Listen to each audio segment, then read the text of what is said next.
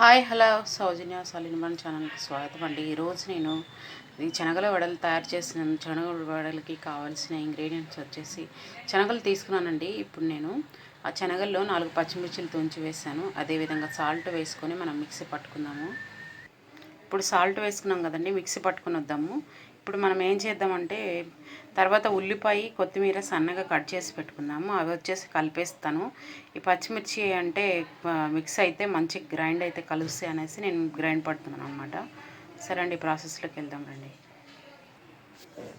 ఈ విధంగా ఈ మిశ్రమంలో కలుపుకోవాలండి. వాళ్ళు అన్నీ ఈ విధంగా కలుపుకోవాలి, ఈ విధంగా పట్టుకోవాలన్నమాట అన్నిటినీ అంతని. ఒకవేళ మీకు లూజ్ అయింది, లిక్విడ్గా అయింది, రావట్లేదు అంటే కొంచెం బియ్యం పిండి వేసుకొని కలుపుకోవచ్చు. నాకైతే సరిపోతుంది, నేను కొంచెం కొంచెం నీళ్ళు వేసి పట్టాను అనమాట. ఇప్పుడు ఇదంతా మిక్సీ పట్టుకున్నాం కదండి మనము. దీంట్లో ఉల్లిపాయలు మీకు ఏమేమి కావాలి, నేను ఆల్రెడీ ఏం చేశానంటే సెకండ్ వాయి వేసేటప్పుడు కరివేపాకు కొత్తిమీర వేసి పట్టానండి. మళ్ళీ కట్ చేసుకొని వేసుకోవడం ఎందుకు, పిల్లలు ఉన్నారు కదా అనేసి ఉల్లిపాయల వరకు మాత్రం ఇలా వేసాను అనమాట.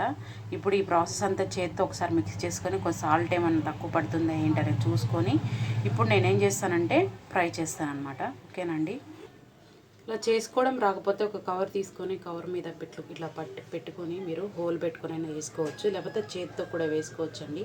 అన్ని విధంగా ప్రిపేర్ చేసుకున్నాము.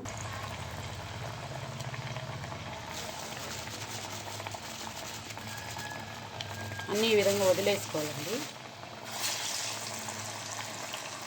ఈ విధంగా సిమ్లోనే అన్నీ వేయించేసుకోవాలండి.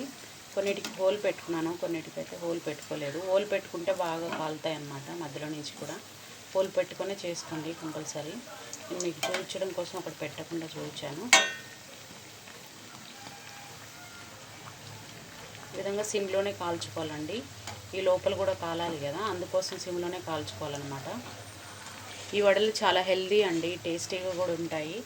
హెల్దీ కదా శనగలు, అప్పుడప్పుడు శనగలు వడలు కూడా చేసుకొని తింటూ ఉండండి, చాలా బాగుంటాయండి.